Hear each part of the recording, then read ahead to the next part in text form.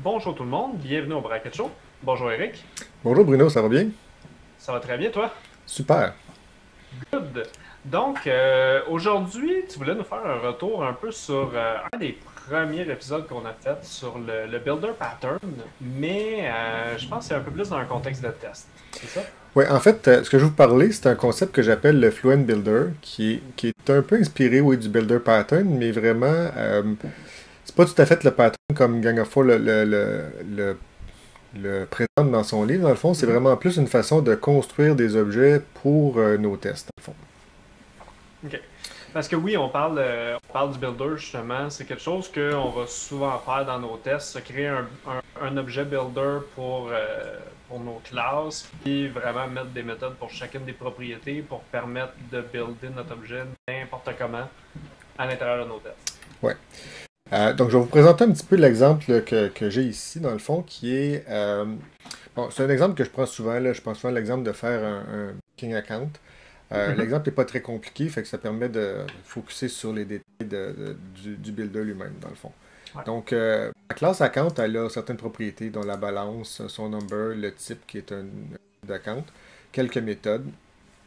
Rien de très, très compliqué, dans le fond. On veut juste tester la construction de cet objet-là. Donc, si je regarde mon test, à quoi il ressemble, dans le fond, ici, je vais faire un test, par exemple, que ben, si j'ai 1000 $ dans la balance, puis j'essaie d'en retirer 2000, ben, j'ai une exception de fonds insuffisants. Ouais. Puis la façon que je le fais ici, c'est aussi, j'aime beaucoup les techniques Fluent, donc j'utilise ici Fluent Assertions, qui est Mhm. une extension de Visual Studio pour faire des tests que j'aime bien. Donc ici, je Qui définis est à peu près l'action, dans tous nos tests, à tous peu nos près. épisodes, là.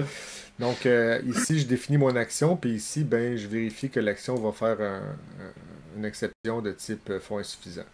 Donc, si j'exécute ce test-là rapidement pour vous montrer que ça fonctionne quand même, dans le fond, le test n'est pas très compliqué, puis on va juste après ça travailler sur la façon de construire le Mhm. test lui-même.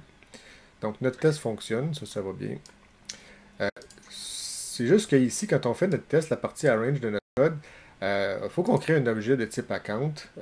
Puis là, on a plusieurs propriétés à initialiser. Donc, ça devient un peu obscur de savoir là, c'est une petite classe, mais quand on a une classe où il y a beaucoup de propriétés, ben, la seule propriété qui nous intéresse vraiment, c'est qu'on ait une balance de 1000 $ dans le fond, dans ce test-là. Mhm. Donc, on peut tout remplacer ce code-là ici par notre builder, puis je vais vous montrer après à quoi il ressemble. J'ai un default account. Bon, pour les besoins de la code, j'ai besoin de lui donner au moins un numéro. Puis ici, je peux lui donner with avec une action. Donc, sur le account lui-même, je vais lui donner, mettons, le balance est égal à 1000 $. Là, ce que tu es en train de faire, dans le fond, c'est au lieu du cas classique où on aurait créé le builder avec les trois propriétés, puis que là, tu aurais initialisé ton builder, tu aurais fait with account, with balance, puis après ça, tu l'aurais buildé. On est passé au lambda qui est un peu plus intéressant. Ouais, en fait, ce que j'aime faire, c'est ça, c'est que souvent, quand on a des objets à créer, il y a un minimum pour que l'objet existe puis qu'il soit exécutable dans un cas d'un test. Puis ça, c'est ce que j'appelle le Mhm. défaut. L'account par défaut, il va se construire pour être au moins fonctionnel. Puis après ça, ben, tu peux appeler des méthodes comme la méthode with qui permet de transformer cet objet-là pour l'adapter pour le test qu'on essaie de faire en particulier. Donc ici, ce qu'on voit, ce qui est le fun, c'est que la seule information utile qui est dans le test, c'est la balance égale 1000, puis c'est ça qu'on teste. Donc c'est Ouais. vraiment très focusé les données par rapport au test. Je vais vous montrer comment la chose fonctionne dans le fond. C'est que comment on a fait, c'est qu'ici j'ai une classe de base à mon banking test dans le fond. Puis cette classe-là ici, elle a défini en fait le default account, qui est ça ici, qui retourne une nouvelle construction d'un account, ok, qui appelle le account builder, puis qui passe un nouvel account avec, bon, naturellement le numéro Avec par le défaut. numéro. Ok. Puis le account builder, si on regarde ce que c'est dans le fond, c'est cette classe-là ici, qui, elle, bon, reçoit un numéro. Là, je vais vous revenir plus tard sur cette méthode-là, mais elle fait Mhm. juste appeler le builder base. Donc, ce qui est le fun ici, c'est que j'ai une classe générique qui permet de construire n'importe quel type d'objet. Ce builder-là, dans le fond, ce qu'il fait, c'est qu'il est générique, donc il build un type d'item en particulier avec une Mhm. contrainte new qui permet de faire un new object à chaque fois. Puis la façon de le construire, un builder de base comme ça, c'est que dans le fond, on crée une liste d'actions basée sur cet item-là, donc une liste d'actions qui va manipuler l'item lui-même, qu'on initialise au niveau du constructeur. Puis on crée une méthode with qui accepte une action sur l'item. Puis après ça, on fait juste ajouter les actions dans la liste. Au moment du build, c'est là qu'on exécute toutes ces actions-là puis qu'on construit un nouvel item. Donc ça permet de partir à chaque fois qu'on fait un build, on crée une nouvelle instance de cet item-là, puis on applique les transformations qu'on y a mentionnées. Donc notre test ici, c'est ce qu'il fait. Il crée la default account, puis il fait juste altérer l'objet par la balance égale 1000.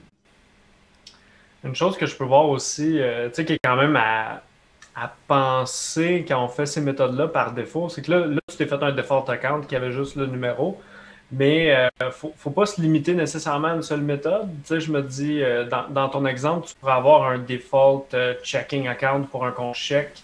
Tu sais, il y a moyen de se créer des méthodes pour vraiment représenter ce qu'on veut comme état initial, là. Exact. Tu sais, si on faisait par exemple un compte utilisateur, mettons un utilisateur user, on prend un user qui est authentifié, un user qui n'est pas authentifié, puis on a déjà des méthodes qui créent des classes par défaut avec des situations par défaut.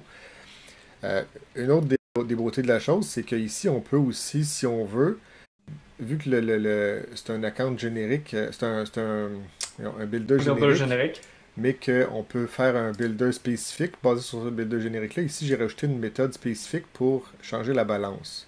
Donc ici, au lieu de passer par une lambda, ce que je pourrais faire ici, je pourrais faire with balance, puis je mettrais le 1000$. Dans le fond, c'est encore plus parlant, c'est que là, on n'a pas vraiment le concept de lambda dans le test, ça fait encore plus clean. Qui revient à la manière plus classique qu'on voit les builders être appelés dans les tests, mais tu l'as fait uniquement à une méthode parce que celle-là, tu en avais besoin spécifiquement de nommer. Exact. Mais pour toutes les autres propriétés que tu accéderais une fois, c'est pas nécessairement un besoin de créer la méthode comme ça, là. Exact, c'est ça. C'est vraiment, on le fait au besoin.